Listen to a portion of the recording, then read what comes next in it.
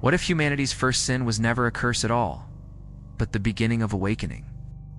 We have been told that Eden was paradise, that obedience was bliss, and that one act of defiance biting into forbidden fruit cast us into ruin.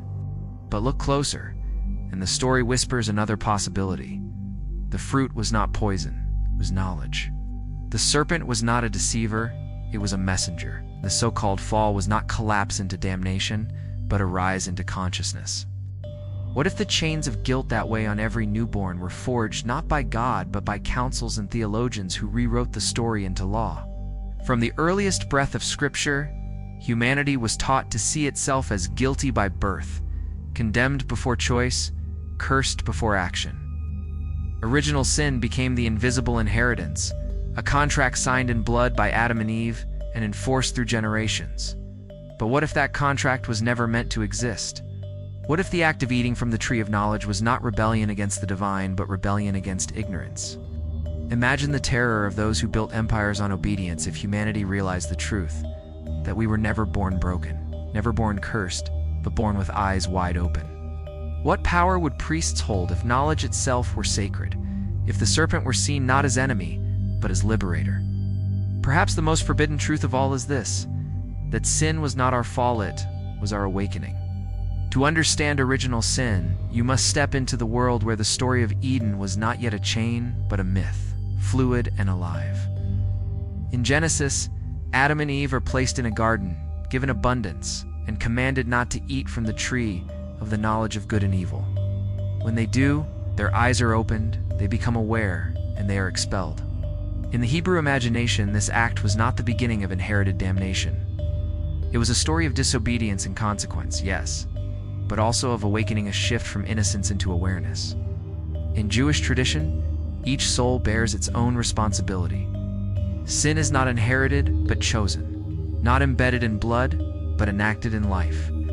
The architecture of evil began centuries later when theologians and councils reinterpreted this tale to suit the needs of power.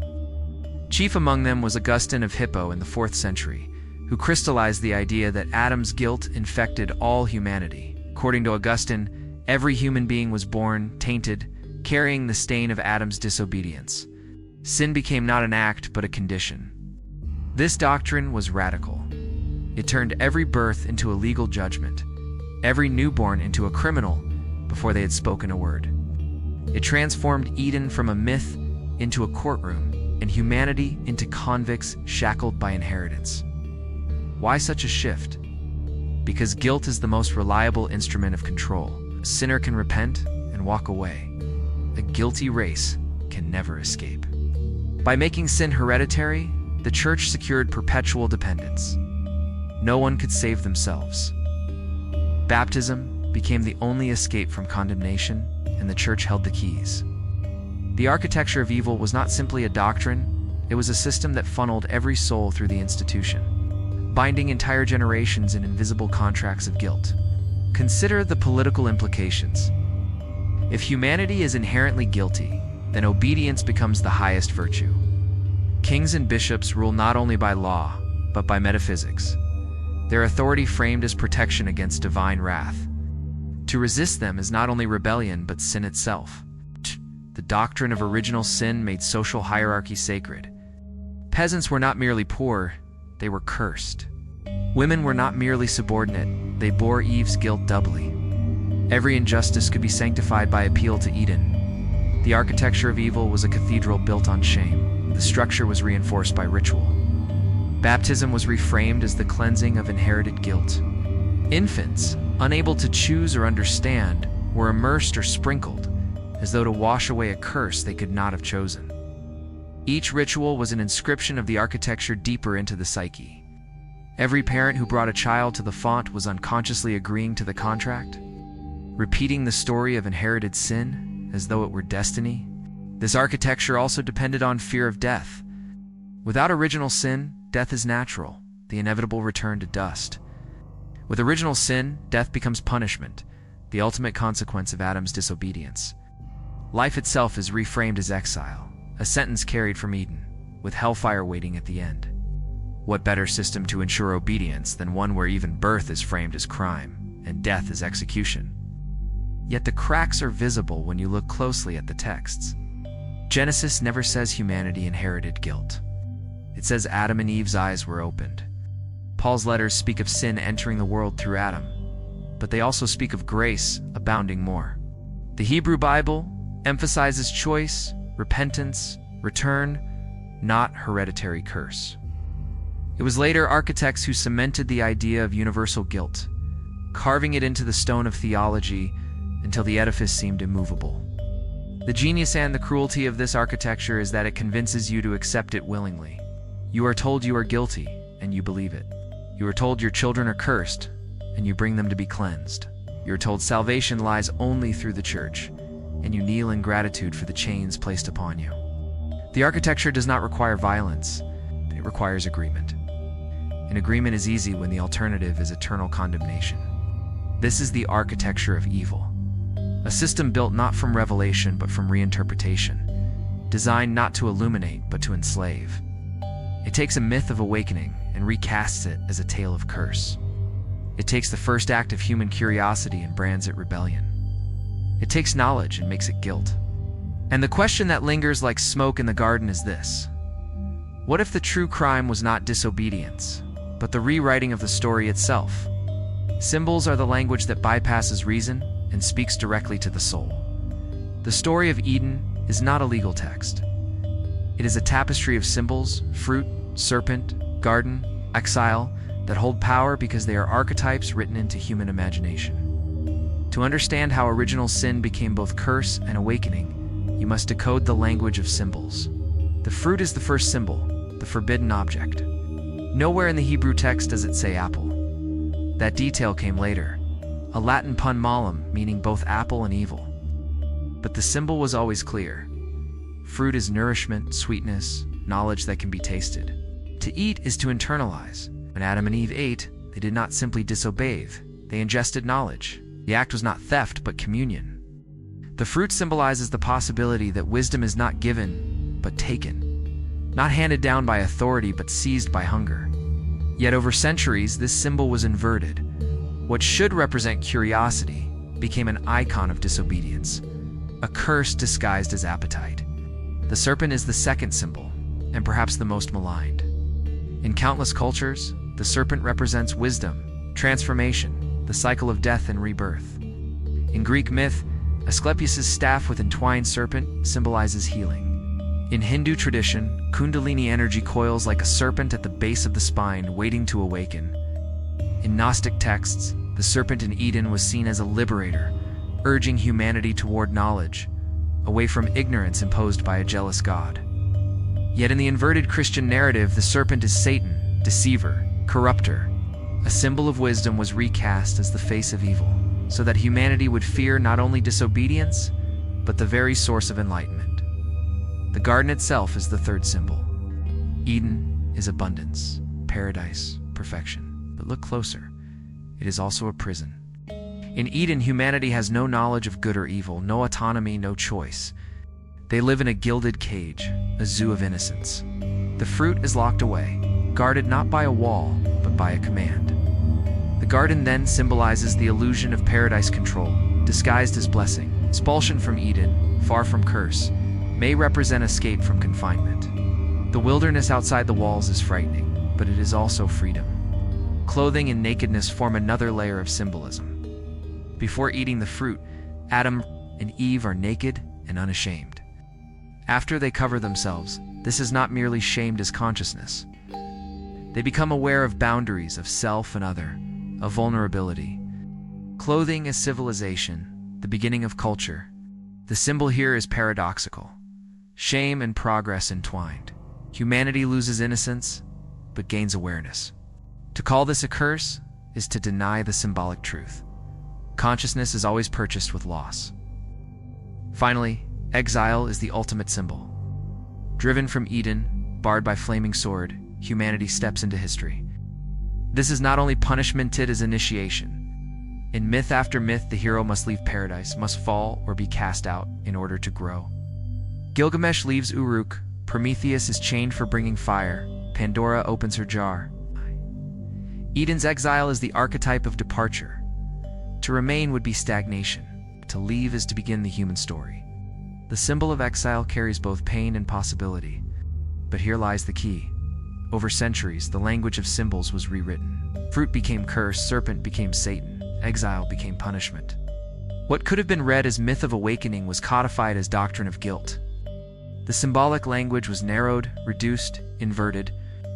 Instead of opening the imagination, it was weaponized to enforce obedience. And yet the symbols resist. Even now, when you picture the fruit, you sense not only danger but allure. When you see the serpent, you feel not only fear but fascination. When you imagine Eden, you sense both comfort and captivity. The symbols whisper beneath the doctrine, refusing to be silenced. They carry within them the memory of other readings, older truths, forbidden interpretations.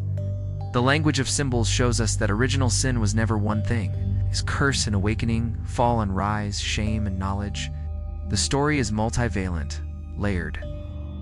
Only when the church imposed a single interpretation, guilt did the symbol become prison. To awaken is to read the symbols anew. To see the serpent as teacher, the fruit as knowledge, the garden as cage, the exile as liberation. For symbols are not static, they shift with interpretation. They can be inverted, weaponized, sanctified, but they can also be reclaimed. To reclaim Eden's symbols is to dismantle the architecture of fear. To see that what we were told was a fall may have been humanity's first act of freedom. Blood has always been the oldest currency, the medium through which humanity sought to balance the scales of existence. In ancient temples, goats and lambs bled to atone for human error. In tribal rites, warriors spilled blood to honor gods of war. Blood was life, and life was the price of transgression. Yet with the doctrine of original sin, blood took on a new, darker economy. No longer was sacrifice tied to individual actions. The entire human race was declared guilty at birth, and the debt was infinite. What does it cost to cleanse a crime inherited, not chosen? What is the value of a stain pressed into every soul from the moment of conception? In this economy, the blood of animals was no longer sufficient. The priestly system of offerings in the Hebrew tradition, designed to purify temporary faults, could not cover the cosmic debt of humanity's fall. Thus, theology invented the need for an ultimate transaction. The crucifixion of Christ was framed as the final payment, the blood coin large enough to settle humanity's collective account. From that moment, the cross became not just a symbol of redemption, but a ledger and image of balance where the blood of one could cover the sins of all. But this economy did not end with Calvary. The church ritualized it, turning blood into metaphorical currency endlessly recycled. Each Eucharist was described as the drinking of Christ's blood, the consumption of the payment that keeps the account balanced. Each baptism was a symbolic washing in blood, cleansing infants from the original sin they supposedly carried. Each confession was a reminder that the contract was still in force, that every lapse risked renewed debt, that blood was the only medium of exchange. And blood here is not only literal, it is metaphorical. Fear itself became a form of bleeding. The doctrine of original sin taught that every human was born in debt, owing a life they did not spend, carrying guilt they did not incur. That guilt drained energy, vitality, imagination. It made people live, bowed, ashamed, afraid. Every anxious prayer, every sleepless night fearing damnation, was another drop of blood poured into the system. Humanity became the altar. The body itself became the sacrifice. Think of the newborn, innocent in every sense, yet baptized within weeks to cleanse a guilt it never chose. That ritual is a symbolic bloodletting. It tells parents and child alike, you are tainted. You are guilty. You are not whole until blood covers you. It binds families into the economy of sacrifice, ensuring that every generation is inducted into the same cycle of guilt and cleansing. The blood flows not from wounds but from repetition, from the ritualized inheritance of fear. What is most insidious is how this economy reframes freedom. If Christ's blood pays the debt, then the believer owes gratitude, loyalty, obedience. What was framed as liberation became another chain. Humanity was freed, yet bound forever in obligation to the one who paid. It is the perfect economy.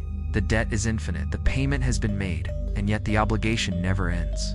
The cross bleeds perpetually, and humanity is told to kneel in endless repayment. But what if the premise is false? What if there was never such a debt?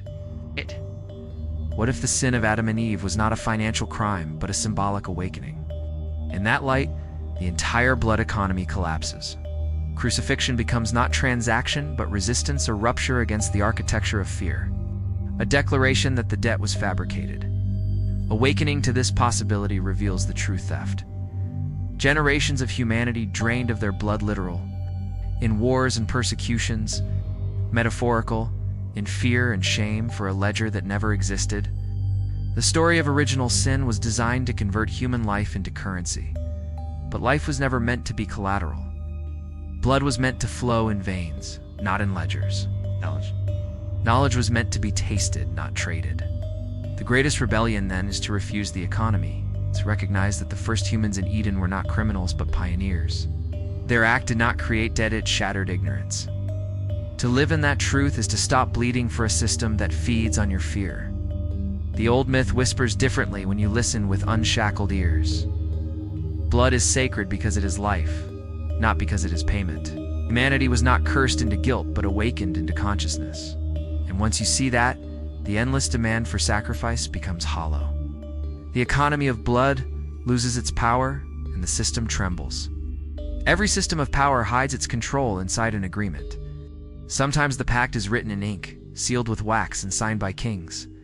But far more often, the contract is invisible, assumed, binding souls without their knowledge. The doctrine of original sin functions exactly in this way. It is a contract humanity never signed, yet one that has dictated every life since Eden. At its heart, the logic is simple. Adam and Eve disobeyed. Therefore, all their descendants inherit guilt. Humanity is guilty by bloodline. That guilt is the contract's foundation. The terms are clear. You owe a debt from the moment you draw breath. Baptism is framed as an annulment, but really it is a signature or ritual acknowledgement that you are part of this covenant of guilt. Even if cleansed, you are told to remain dependent on the system that offered the cure. The pact is renewed with every confession, every communion, every whispered prayer, begging forgiveness. Notice the contract's brilliance. Most legal contracts require consent. This one claims authority over the unborn. Most contracts can be disputed. This one is declared eternal. Most contracts bind individuals. This one binds an entire species. The architecture of original sin transformed humanity into collective debtors, bound by an invisible agreement supposedly authored by God himself, yet executed by the church. It is the ultimate contract, unbreakable, universal, perpetual. The rituals that enforce this pact are everywhere. Baptism marks infants before they can speak. Catechism drills children in their guilt before they can reason. Liturgy rehearses phrases of indebtedness. Idness, forgive us our trespasses, like signatures scrawled across invisible parchment. Every sin confessed is not only absolved but reaffirms the contract. Yes, I am guilty. Yes, I require absolution. The believer becomes both debtor and enforcer, kneeling willingly in the courtroom of eternity. And the church positioned itself as sole notary, the only institution authorized to mediate the terms. You cannot appeal to heaven directly. You must come through the church. Sacraments are the official paperwork. Priests, the appointed lawyers. Indulgences, the supplemental clauses. The contract is structured so that every escape leads deeper into obligation. Even grace itself becomes conditional, granted through the contract, never outside it. This is not unique to religion. Look around and you will see the same pattern everywhere. Credit agreements bind you to banks long before you understand interest. Employment contracts bind your labor to corporations, with clauses designed to protect power, not you. Social contracts bind citizens to states, enforced not always by force, but by fear of exclusion. The pact of original sin is simply the prototype, an invisible agreement that governs your life before you know its terms. But contracts can be challenged when their origins are revealed. The supposed covenant of guilt rests on a contested interpretation. Nowhere in Genesis does the text say that Adam's guilt was inherited. Jewish tradition holds each soul accountable for its own choices. The idea of inherited sin was introduced later, crystallized by Augustine, weaponized by councils, enforced by ritual. In legal terms, the contract is fraudulent. Its origin story is forged. Awakening to this truth is the beginning of freedom. Imagine a courtroom where someone produces a contract claiming your life, your labor, your soul. Yet the signature line is blank. You never agreed, never consented. Still, generations have paid, bound by the illusion of legitimacy. This is the pact of original sin. Humanity condemned by a signature it never made, then told to beg for release through rituals that only reinforce the agreement. The irony is that the Eden story itself contains a counter-contract. By eating the fruit, Adam and Eve broke the imposed prohibition and signed a different pact. A covenant with knowledge, with awakening, with autonomy. The serpent offered terms the church would never allow. You shall not die. Your eyes shall be opened, you shall be like gods, knowing good and evil. In one reading, this is temptation. In another, it is liberation. The original sin becomes the original contract of freedom, overwritten by centuries of fear. So the question arises, which contract will you honor? The one drafted by theologians binding you to guilt from birth? Or the one whispered by the serpent signed in the act of tasting knowledge? To awaken is to realize you were born into an agreement you never chose, and to tear it apart is to reclaim your sovereignty. The truth is terrifying for the system. If humanity realizes the contract of original sin was never legitimate, then baptism loses its necessity, confession loses its grip, sacraments lose their authority. The entire architecture of dependence begins to collapse. When it does, the most forbidden truth is revealed that the first humans were not criminals, but visionaries not cursed but awakened, not bound by contract but freed by knowledge. The most dangerous weapon of any empire is not the sword, it is inversion. To flip light into darkness, to disguise liberation as sin, to rename obedience as virtue. The doctrine of original sin is the perfect example of this strategy. It took the first human act of curiosity, the reaching for knowledge, and branded it the greatest crime in history. It transformed awakening into curse, autonomy into guilt, rebellion into damnation. In the Hebrew text, when Adam and Eve eat the fruit, their eyes are opened. This is the language of enlightenment, of consciousness. They see themselves, they see each other, they perceive good and evil. Yet in the inverted code, this moment is cast as catastrophe, not revelation. The very expansion of awareness normally celebrated as wisdom is labeled as transgression. What greater inversion could there be than to call the birth of consciousness a fall? The serpent, too, suffers inversion. Across cultures, serpents symbolize renewal, healing, and hidden knowledge. In Eden, the serpent offers a truth. You shall not surely die. Your eyes shall be opened. In another frame, the serpent is Prometheus, bearing fire to humanity. But in the inverted moral code, this figure is no liberator, but Satan incarnate, the great deceiver. The archetype of wisdom is recast as the face of evil, so that humanity learns not to trust its teachers, but to fear them. This inversion reached its peak with Augustine. By declaring that Adam's guilt infected all humanity, he reframed the act of eating the fruit not as a moment of awakening, but as a curse passed down by blood. Human desire for knowledge became evidence of corruption. Human freedom became proof of rebellion. In this system, to question is to sin, to seek is to fall, to think for yourself is to risk damnation. Meanwhile, silence is rebranded as humility, submission as holiness, obedience as salvation. Look closely, and you see this inverted morality in every corner of history.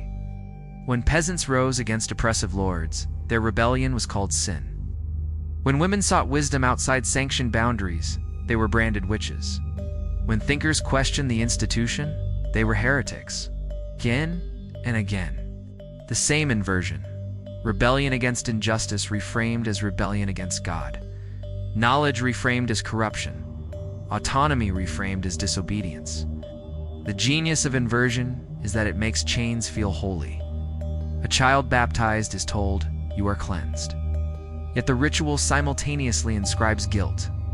You were dirty from birth. Gratitude masks submission. Fear is disguised as faith. Shame is reframed as virtue. Believers kneel willingly, convinced their chains are blessings, but cracks appear in the mirror.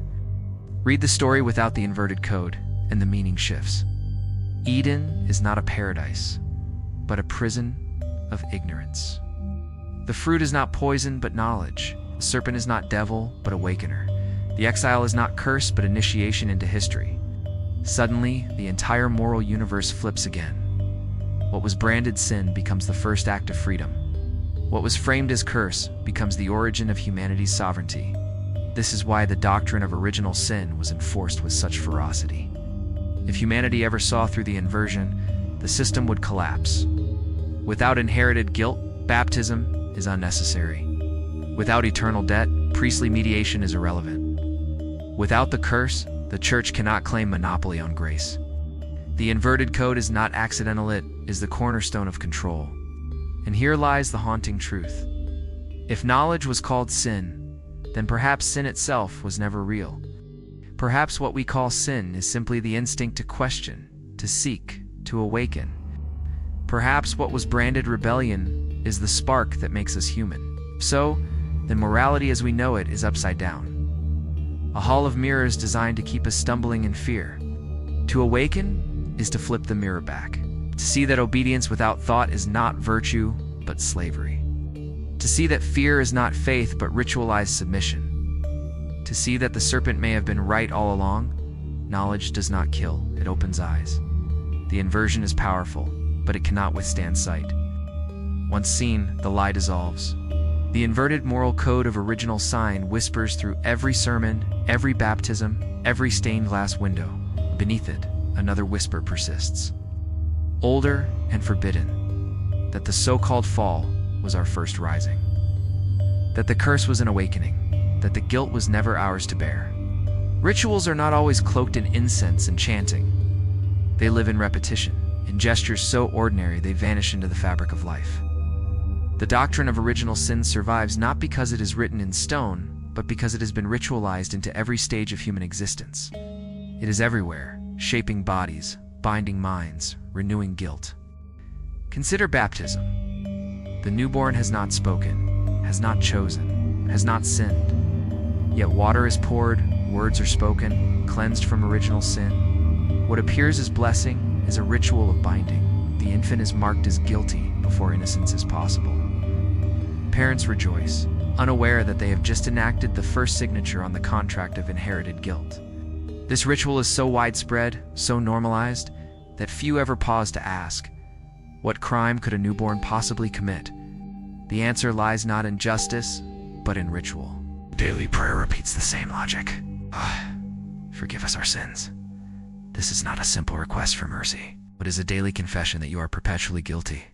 Each repetition inscribes guilt deeper, turning prayer into ritualized self-indictment. It does not matter if you have done wrong the day you are guilty by birth. The words themselves are the ritual, keeping the story alive with every breath. Liturgy, too, performs the doctrine endlessly. The Eucharist is not only a remembrance of sacrifice, but a constant reenactment of debt. To drink the blood and eat the body is to rehearse the belief that blood was necessary to pay your inherited guilt. Every Mass is a miniature courtroom. Every altar a ledger where guilt is tallied and blood offered once again. Art has carried the ritual into sight. Frescoes of Adam and Eve clutching fig leaves, stained glass of their expulsion, illuminated manuscripts of the serpent coiling around the tree, these are visual liturgies. Each image rehearses the narrative of shame. Each retelling ensures the curse feels older than memory, deeper than reason. Children grow up under painted ceilings where their origin is framed not as wonder, but as failure. Even naming practices carry ritual weight. Mary, full of grace. Conceived without sin, the doctrine of Immaculate Conception is a ritual phrase reminding believers that all others are stained. Every birth is framed as contaminated, except for the one ritually exalted exception, us. The repetition of this phrase is not just devotion, it is reinforcement of the universal curse. But the reach of these rituals extends beyond religion. Secular culture echoes the same patterns. Children are taught from the earliest age that disobedience equals shame. Schools ritualize guilt through punishment systems. Governments frame citizens as inherently flawed, needing laws to restrain their corruption. The idea of original sin bleeds into civic ritual, shaping a worldview where guilt is default and obedience the only path to redemption. What makes these rituals so effective is their invisibility. No one believes they are performing doctrine when they whisper a prayer or gaze at a painting. Yet each act renews the contract. Rituals do not need belief, they need repetition. A child raised to repeat, "I am a sinner," will carry the imprint, whether or not they ever analyze the words. An adult kneeling in confession rehearses guilt, even if they doubt the theology. Ritual bypasses thought, scripts the body, engraves the imagination.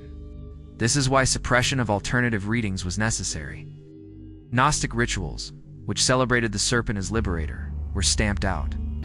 Jewish traditions, which emphasized individual responsibility over inherited guilt, were marginalized. The symbolic possibility that Eden was an awakening had to be erased because it threatened the ritual. Competing performances could unravel the system. To maintain power, only one ritual could survive. Guilt at birth, debt at death, redemption, only through the institution. Yet cracks remain. Every ritual contains within it the possibility of reversal.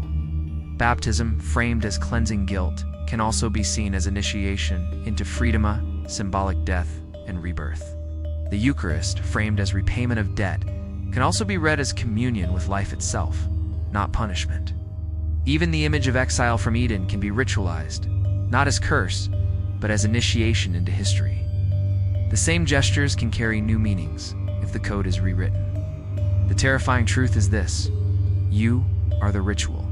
Your body, kneeling, signing, confessing, carries forward the story, whether or not you believe. Your silence in the face of the doctrine is itself a ritual of consent. The system endures because you enact it, often without knowing. To awaken is not only to think differently, but to act differently, to break the cycle of repetition, to refuse the motions that renew the curse. Rituals everywhere remind us that original sin is not only a doctrine of the past, it is a performance of the present. It lives in words repeated, waters poured, bread broken, art gazed upon. It surrounds you, invisible but constant, until you see it for what it is, a script you did not write, but one you have been compelled to perform. And the moment you recognize this, the ritual cracks. The performance falters, and the possibility of a different story begins. Awakening to the system does not come as a gentle realization. It comes as a shattering, a sudden recognition that what you were taught as destiny was in fact design. The doctrine of original sin, framed as divine truth, begins to tremble when you see its scaffolding. Augustine's pen. Council decrees, ritual repetition, art steeped in fear. You realize that the story of Eden was not handed down unchanged from heaven, but reshaped into architecture of control. To awaken is to see the prison walls, and to understand that you are not a prisoner at all. You are the stone, the mortar, the ritual that built them. The first tremor comes when you recognize that Genesis never declared humanity guilty by inheritance. Adam and Eve's act was theirs alone, a moment of disobedience and consequence. Yet centuries later, this act was reframed as a contract written into the blood of all who came after. Awakening means pulling at this thread, realizing the contract was never signed by you, never binding, except through ritualized belief. It means understanding that the very guilt you feel was cultivated, taught, rehearsed, not innate. From there, the fissures spread. You begin to question the sacraments that once seemed sacred. Baptism no longer looks like cleansing. It looks like branding, initiation into guilt. Eucharist no longer tastes like grace, tastes like debt, a ritual of repayment for a crime never committed. Confession no longer feels like freedom, it feels like re-signing the same contract, kneeling before the same court that declared you guilty by birth. Awakening tears away the veil of holiness, revealing a system that thrives not on divine truth, but on human submission. And yet awakening is not merely deconstruction. It is also recognition of what was hidden, that the so-called fall was not collapse but ascent. When Adam and Eve's eyes opened, humanity stepped into consciousness. This is not curse, it is initiation. The serpent, vilified for centuries, becomes an archetype of liberation, echoing Prometheus who stole fire, or Lucifer who bore light. In Gnostic vision, the Eden story is not tragedy, but revolution, the moment humanity chose to awaken, to refuse the cage of ignorance. To awaken now is to reclaim that narrative, to see that you were never cursed, but crowned with awareness. This realization transforms morality. In the inverted code, obedience was virtue and curiosity was sin. But awakening reveals the reverse. Obedience to lies is slavery, and curiosity is the essence of humanity. To seek knowledge is not rebellion against God. It is participation in the divine spark. Awakening strips away the terror of inherited guilt and restores dignity to the act of seeking. The system trembles when this shift occurs. Without original sin, the architecture of fear collapses. If you were never guilty by birth, you never needed baptism to cleanse you. If you never owed an infinite debt, you never required blood to cover you. You were never cursed, you never required priests to mediate grace. The entire edifice of power built on guilt crumbles when the lie is exposed. This is why awakening is forbidden, why the serpent was demonized, why the fruit was branded poison. Because awakening dissolves the system at its root. But awakening is not easy. The rituals are embedded deep, etched into culture, memory, family. Even when you see the illusion, the echoes remain. You may feel guilt for doubting, fear for questioning, shame for walking away. These are the ghosts of the ritual, shadows of a system that lingers even when the architecture falls. Awakening means confronting not only doctrine, but the internalized voices of control. It requires courage to see guilt as illusion, to embrace knowledge as gift, to step into freedom knowing it will cost you the comfort of certainty, yet liberation follows. Once you see that you were never cursed, you begin to see differently. The world no longer looks like a courtroom, but a wilderness of possibility. The fruit is not forbidden, but nourishment. The serpent is not devil, but teacher. Exile is not punishment, but journey. You realize you are not debtor, not criminal, not cursed. You are human, wake, alive, carrying the spark of knowledge first tasted in Eden. And with that realization comes power. For if original sin was never real, then neither are the chains it forged. The contract is void. The rituals are optional. The architecture is hollow. You stand not as a guilty heir, but as a sovereign being. The system depended on your belief, your repetition, your fear. Without them, it cannot stand. Awakening is not only personal, it is collective. Each person who refuses the ritual weakens the edifice. Each voice that questions cracks the mirror. Each act of seeking knowledge reclaims the fruit. The forbidden truth is simple, yet devastating. You were never cursed. The so-called fall was the first rising. Humanity's eyes opened, and though institutions tried to chain that vision with guilt, the spark never died. To awaken now is to reclaim what was stolen, to declare that knowledge is holy, that curiosity is sacred, that you were never born in debt, but born already free. And the system fears this awakening most of all, because once you know the curse was never real, you cannot be controlled by it again. If humanity's first sin was truly an awakening, then guilt was never our inheritance, knowledge was. Curse dissolves, and what remains is choice. In the next chapter, we confront the figure reshaped by this system. Jesus, the rebel, versus the church's savior. Subscribe and step deeper into the forbidden.